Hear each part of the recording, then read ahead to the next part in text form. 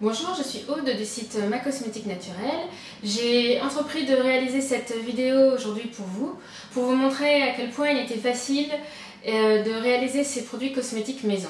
C'est une activité que je pratique moi-même depuis, on va dire, 2008. J'ai eu l'occasion de participer à plusieurs formations. Et vous le verrez, c'est une activité qui peut s'avérer très ludique et très passionnante. Alors aujourd'hui j'ai décidé de vous présenter à titre d'exemple une recette d'un baume pour le corps à la vanille qui est à la fois hydratant et nourrissant et qui est tout à fait adapté aux personnes qui n'ont jamais pratiqué cette activité, car vous le verrez, c'est très facile. Alors pour réaliser ce baume à la vanille, nous allons avoir besoin de différents ingrédients et accessoires. Je vais commencer par les ingrédients en vous présentant le beurre de karité. Le beurre de karité, c'est une pure merveille de la nature. Il permet à la fois d'hydrater la peau, de la nourrir, de la protéger des rayons UV. Il a également des vertus cicatrisantes et nourrissantes. Donc c'est vraiment un ingrédient très intéressant qui peut rentrer aussi bien dans les baumes que pour les crèmes ou les soins du corps ou des cheveux. Donc, voilà pour le beurre de karité. Nous allons aussi utiliser de la cire d'abeille. Alors la cire d'abeille ici, elle se présente sous forme de granulé, ou elle peut se présenter également sous forme de paillettes. La cire d'abeille est le composant qui va nous permettre de donner une consistance épaisse au baume et de le durcir. Nous allons également ajouter du macérat huileux de vanille. Alors le macérat huileux de vanille en fait a des fonctions hydratantes et nourrissantes. Il s'agit tout simplement de gousses de vanille qui ont été macérées dans une huile. Et pour finir, nous allons utiliser de la vitamine E. La vitamine E est à la fois un conservateur et il a une fonction antioxydante. Donc il va vous permettre de conserver tous vos produits qui contiennent dans votre formulation de l'huile ou du beurre. Donc comme ici nous avons les deux, la vitamine E va nous permettre de conserver notre baume plus longtemps. Alors voilà pour la partie des ingrédients. Ensuite, au niveau des accessoires qu'on va utiliser pour réaliser notre baume, on va avoir besoin d'un bol chauffant. Alors je vais déjà commencer à le mettre en position maximum. Pourquoi en position maximum? Puisque l'on va avoir des choses assez dures à faire fondre, telles que la cire d'abeille qui prend un petit peu de temps à faire fondre. Donc je mets sur la position numéro 2 qui correspond à une position de chauffe de 60 à 70 degrés. Voilà pour le bol chauffant. On va aussi utiliser un petit pot. En fait, le petit pot, notamment pour les débutantes, permet d'éviter les débordements, c'est-à-dire qu'il va vous permettre de prémesurer vos ingrédients. Bien sûr, on va avoir le pot dans lequel on va mettre notre baume, que je vais commencer à ouvrir et à préparer pour y verser plus tard notre baume. On va également utiliser une balance de précision pour peser chacun de nos ingrédients. Et j'ai également prévu quelques petites feuilles de sopalin qui risquent de nous être utiles en cas de débordement, notamment quand on utilise l'huile qui a parfois tendance à couler le long du flacon. Alors voilà un petit peu pour la partie accessoires et ingrédients. Je vous propose maintenant de passer à la phase de fabrication. Alors, je vous propose de commencer par peser la cire d'abeille, puisque la cire d'abeille est l'élément qui met le plus de temps à fondre. Donc, il nous faut 5 g de cire d'abeille. Alors, oups. Voilà, j'y suis.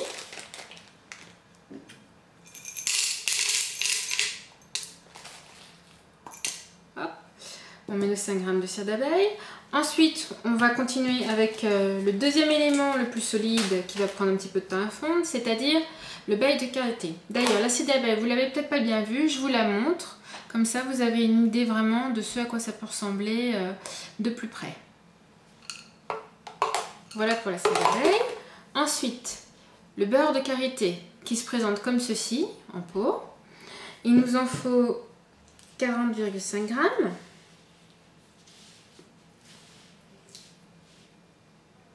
Donc là aussi, on le met dans le petit bol au fur et à mesure.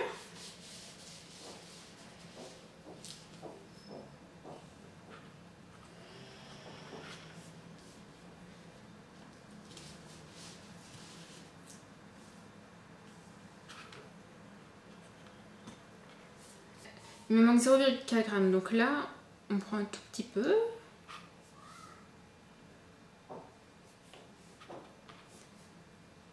Ça y est, c'est bon. Donc,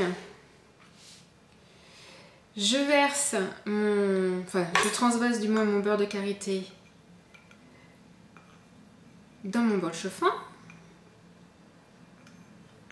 Si jamais vous pesez, on va dire 0,2 g ou 0,3 g de beurre de karité en plus, c'est vraiment pas un souci dans la mesure où de toute façon, comme vous transvasez le beurre de karité dans le bol chauffant, c'est vraiment pas un souci, puisque comme vous pouvez le voir, il reste un tout petit peu de beurre de karité au fond du pot qu'on a utilisé pour le prémesurer. Donc voilà pour le beurre de karité. Ensuite, on va peser notre macérat huileux de vanille. Donc le macérat huileux de vanille se présente en bouteille comme ceci. Et il nous en faut 40,5 g. Donc à chaque fois qu'on pèse un ingrédient, bien sûr, on remet sa balance à 0. Et il nous en faut 40,5 g. Donc on y va relativement doucement quand on n'a pas l'habitude au début. Et puis, quand on arrive près de la mesure, on y va vraiment presque goutte à goutte.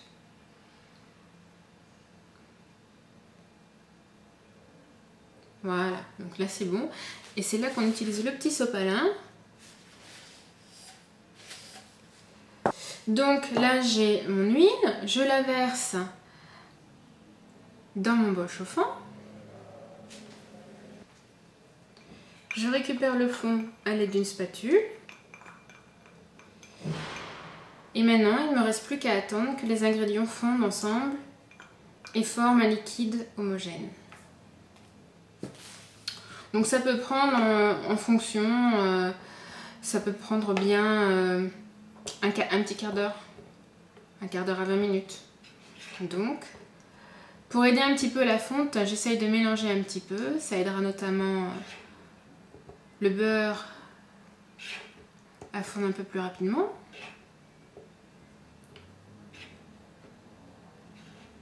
Voilà. Alors, pour vous montrer un petit peu une idée de ce qui se passe dans mon bol chauffant, une fois que j'ai tourné un peu, vous obtenez cette consistance. L'idée étant que le tout doit former un liquide homogène. Donc maintenant, on va le laisser un petit peu travailler tout seul. On pourra le tourner éventuellement de temps en temps. Et on va attendre que tous nos ingrédients fondent ensemble. Pendant la fonte de nos ingrédients, on peut également commencer à ranger les ingrédients dont on n'a plus besoin.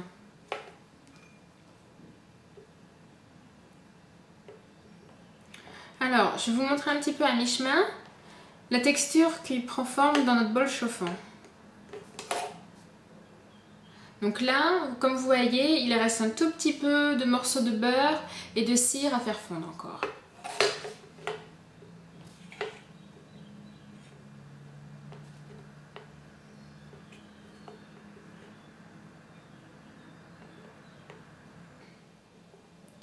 Ici, on arrive presque sur la fin, donc je vous montre un petit peu à quoi ça ressemble. On y est presque.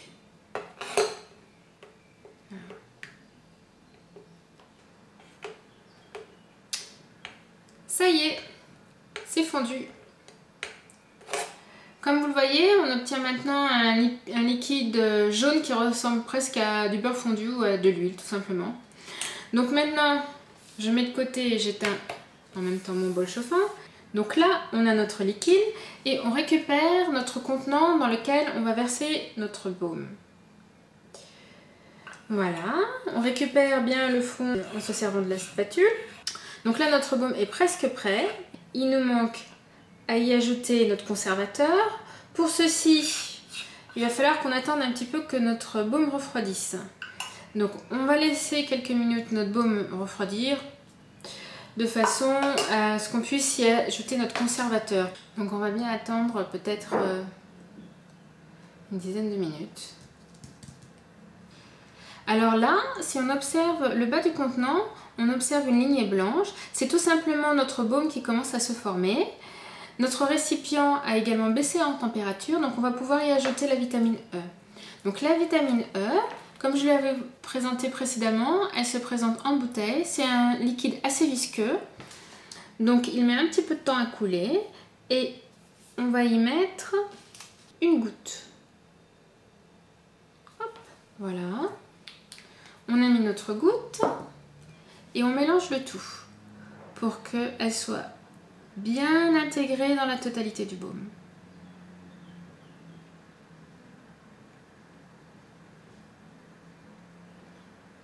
Donc on mélange bien. Donc c'est là aussi qu'on va devoir utiliser nos sopalins en cas de débordement lors du mélange. Donc là, quand on mélange bien pour intégrer la vitamine E, on voit que notre baume commence vraiment à prendre forme, la couleur devient opaque. On n'a plus la couleur transparente que l'on avait au tout début. Donc voilà, la vitamine E est maintenant bien mélangée. Votre baume est maintenant fini. On va juste essuyer le tour de pot.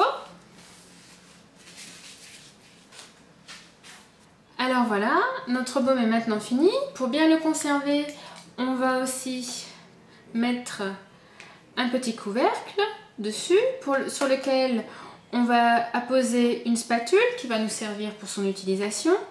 Et ensuite, on va bien refermer le pot avec le couvercle. Maintenant, je vous conseille d'attendre environ 12 heures avant de pouvoir commencer à utiliser votre baume de façon à ce qu'il prenne sa consistance quasi définitive. Je dirais que le baume prendra sa consistance quasi définitive au bout de 24 heures. Donc voilà, comme je vous le disais tout à l'heure, il vous faut attendre environ 12 heures avant de pouvoir utiliser ce baume. Comme vous aurez pu le constater, la réalisation de ce baume était relativement simple. Pour pouvoir le réaliser à votre tour chez vous, je vous suggère de vous aider de la documentation qui est disponible en téléchargement sur le site Ma Cosmétique Naturelle, que vous pouvez accéder à l'adresse www.macosmetiquenaturelle.com. Vous y trouverez la recette de ce baume, ainsi que les ingrédients qui rentrent dans sa composition et la liste des accessoires qui vous seront nécessaires pour réaliser ce baume. Et puis enfin, des informations pratiques et utiles qui pourront vous aider. Il ne me reste plus que maintenant à vous souhaiter une bonne fin de journée, à vous remercier pour votre visite. Je vous dis maintenant au revoir et à bientôt.